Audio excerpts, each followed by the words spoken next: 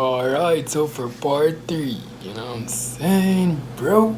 So y'all requested and it's here. This is the part 3 of my immigration journey to Canada. Them fi know say your father got a lead, father got a lead me out, lead me out. I started the preparation process of applying for my visa thereafter. There were a lot of stuff that I had to show, to be honest. But I had to get several stuff before even applying, including like my letter of acceptance, proof that I actually am accepted into a school in Canada, presenting various financial documents, proof of insurance, proof of the whole medical report and thing, to go get a medical check done by a IRCC registered doctor. Which in my case, oh my god, it was such a lengthy process because my doctor, which I had went to at the time, he refused to pass my medical check unless I got some glasses. So I decided to, why not? I'm just gonna get some glasses because I had already known, but the medical report turned out to prove me right, which is that I have myopia. Because I had learned about it in school, I was familiar with what that is. Y'all can just look it up if you're not familiar. But, I decided whatever. I'm just gonna go and get the glasses, pass the medical check, all of that stuff. You know what I mean? There's only a few doctors that you can go to. So you can't go to any doctor. You have to search on Google the specific IRCC doctors located in Jamaica that are recognized, I suppose, by Canadian immigration. So if you don't do that, it's not going to be valid. You'd have wasted your time and wasted your money. Make sure that you do the right thing at the right place with the right people. You know what I'm saying? I also needed to show proof of funds that I had enough, which at the time when I applied, I need to show 10,000 for living expenses, which includes like rent, food, stuff like that, clothes, all that lovely stuff, as well as ability to pay my tuition, which my tuition at the time was 20,000 Canadian. Got a scholarship of 55% off, which is 11,000 to give y'all like a precise number, and the fees payable worked out 11,500.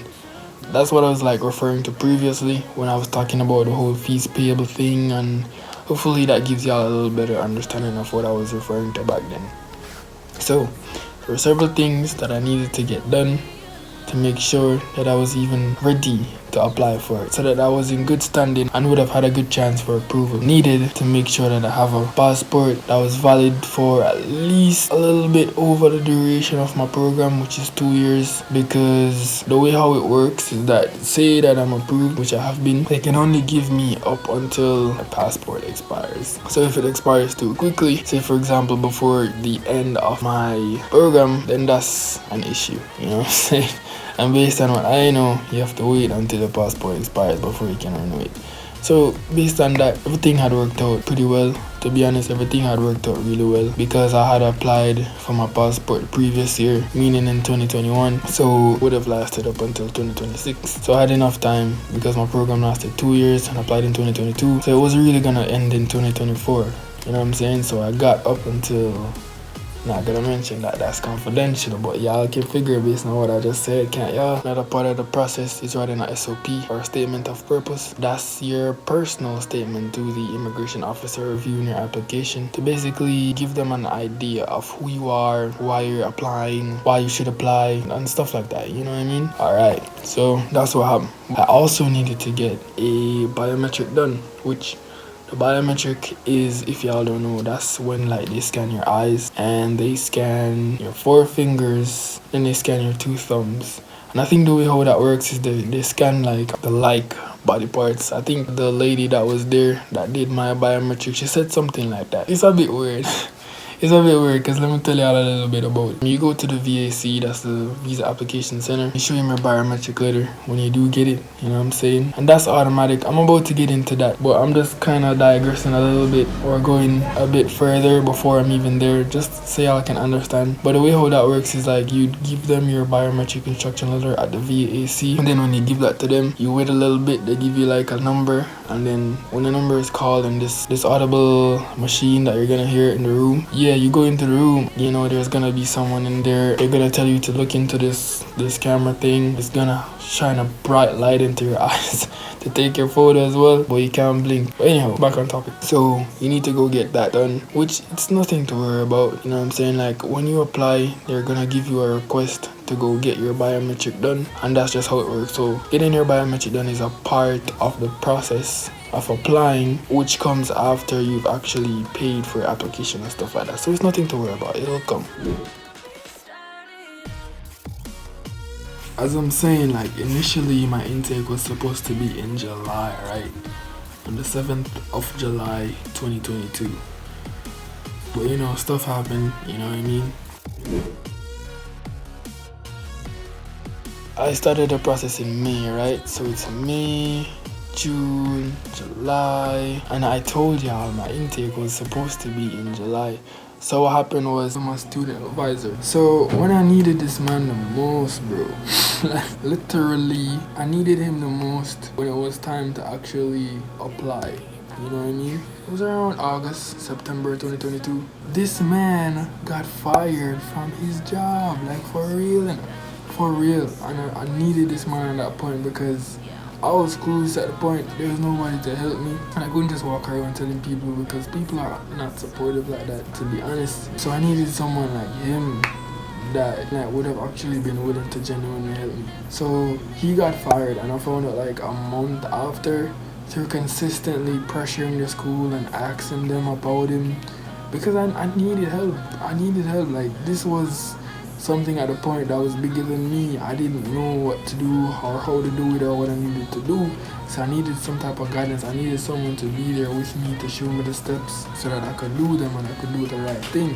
Which honestly I think is a big part of the reason why I was rejected twice initially, because I literally had to learn for myself, by myself, all along the way. There was no real solid person that was there with me throughout the entire process. There should have been to make the process a lot more seamless and easy. But it's okay though. I don't regret anything, no regrets. I wouldn't change anything, to be honest, because the character development that I gained as a result of this entire thing was just exponential, to be honest. I'm capable of so much more than I was before I walked into this whole situation. So for that, I'm grateful. But I needed him around September, August, when I was initially applying for the first time, but he lost his job and I never knew. And I keep asking the school about him because I'm telling them that there's no one guiding me. I need help. And that's how eventually I got this email back from student services, because they have a department for everything, right? There's a department for student services, there's a department for career services, for student finance, everything has its own department. You're never talking to the same people. It's always based on whatever issue you have or whatever is going on, you know, the situation. So eventually someone got back to me from one of the various departments and told me that, you know, he's no longer working with us and so on and so forth, and then they eventually took their time to replace him. But honestly, the guy that came after him, you know what I mean? So I was still on my own, basically. The first guy was so great, but you know, you just had to get himself fired. Or honestly, I'm the one that is saying that he got fired. I'm not sure, but most likely he got fired. I mean, who does not get fired, yet still the department does not want to disclose any information about the guy? Like, confidentiality is one thing, but y'all outright like trying to cut corners and go around me and not want to like reveal that the man is no longer working there is nothing shy of being suspicious. So that happened, which made the journey just so much more difficult, to be honest, because I had to navigate treacherous waters by myself. It was a learning curve, but thankfully God blessed me with determination, my biggest asset and my biggest liability.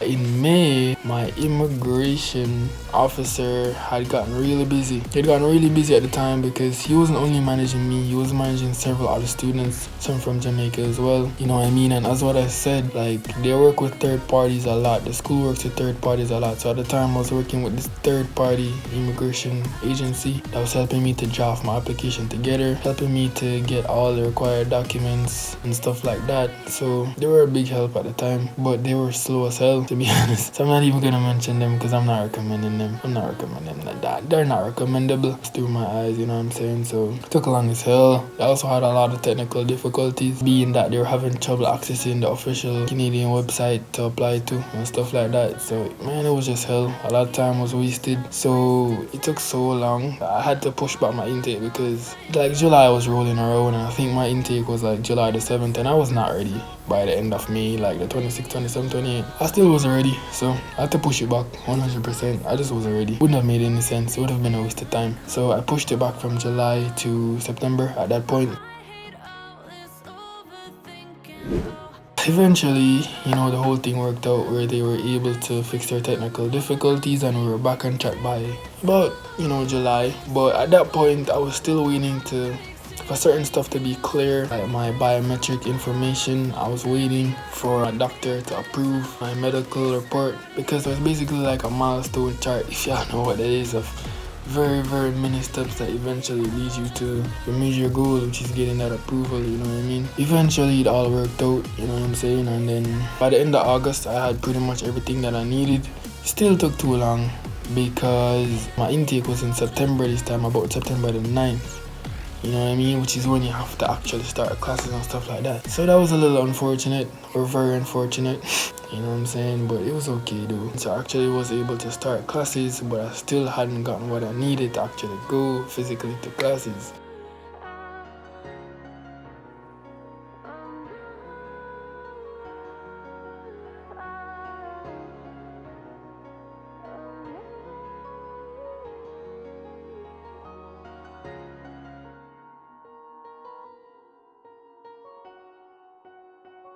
Applied in September, about 14 to 15 days later, got a response on my application and it was denied. Unfortunate, but that's what happened. It was denied. I was disappointed. I was going through the motions, the emotional roller coaster, all of that stuff. I felt depressed. Oh my god, it was so much. It was so much because I was knee deep at this point. Really invested, going to class, meeting people from all over the world, several countries. My network had grown so much. You know what I'm saying? It was crazy, man. I'd come too far to turn back at this point.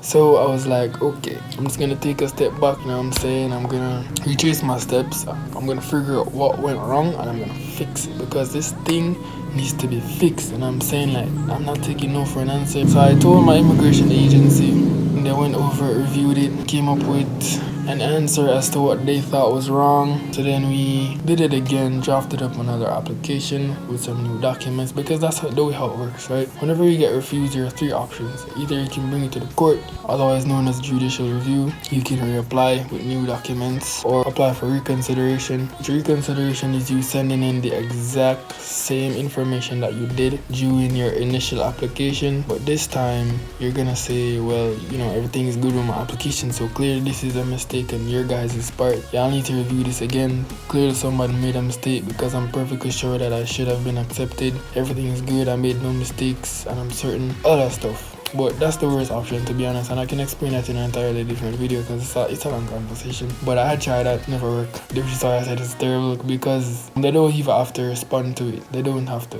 and that's just the truth. But as I said, if y'all want to know more, just request it. I'll tell y'all what's up. I applied again about a month after. I applied on September the 7th for the very first time and I was refused on September the 15th. For the second time, I had applied October the 18th and I was refused yet again. Heartburn, chest pain on October the 28th. So this time I was just, oh my god, the second time was so much worse than the first because I just didn't know what to think, you know what I mean?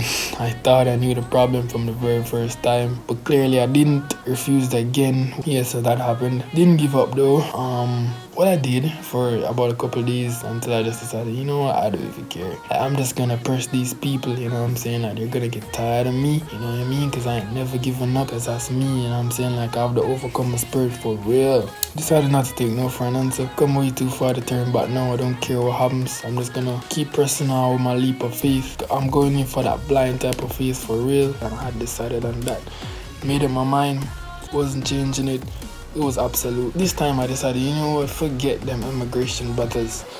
I'm gonna do this myself. I can do it myself, you know what I'm saying? Like, I don't need to be applying to these one bag of people. Like, I've learned enough from them because that's the type of guy that I am. And I'm a forever learner. I'm a life learner. I always learn from my situations. So anyhow, I decided to apply on my own this time. Took a step back, gave it my full effort, made sure everything was done by me this time, including my SOP, because previously it was written by my immigration peoples and I just reviewed it. But this time I was like, you know what, man, I'm too smart for this, bro. Like, I need nobody to write this stuff for me. Like, I'm smart, bro. Like, I got 8 subjects in CXC and I got 5 in Cape, bro. I don't need nobody doing this for me. So I decided to do it for myself this time. Praise God, it worked out. You know what I mean? So I applied in November the 11th, and by the 21st, about 1 o'clock in the PM, I got a response. You know what I mean? And it was a passport request. So it worked out. It really did work out. After you receive your passport request, as it insinuates, passport request is basically where they ask you for your passport so that they can put the visa stamp in it, because that's what a visa is. It's a stamp. You know what I mean? And then boom, you have a visa. You can travel to the country. So I dropped off mine. It took 7 days exactly for me to get it back. I knew that it was already through email. They take your email when you're dropping it off. There's this little form that you have to sign up each time that you are requested to come to the VAC, Visa Application Center, for whatever reason. There's always some type of form that you have to fill out. But the last one that you're gonna have to fill out, which is a passport request form, you have to give them your name, you give them your email, and I think your number. But yeah, that's pretty much it. So then after that came my shopping, you know what I mean? So I went downtown in Jamaica, in Kingston, Jamaica. I did a lot of shopping. You know, I got some Toms, I got some t-shirts, I got some slippers, everything that I need, you know what I mean? Bought my ticket, you know what I mean? Told the school, and that's currently where I'm at now. I'll update y'all as the process keeps going on and on. But as I keep telling y'all, like, if y'all want to know more in detail, just let me know down below in the comments and I'll come through for real. Have a good day. Thank you for your time, you know what I'm saying? Like, I truly appreciate it. So thank you. Have a good day. Subscribe, like, share, and just do your thing, you know what I mean? King Nate signing off.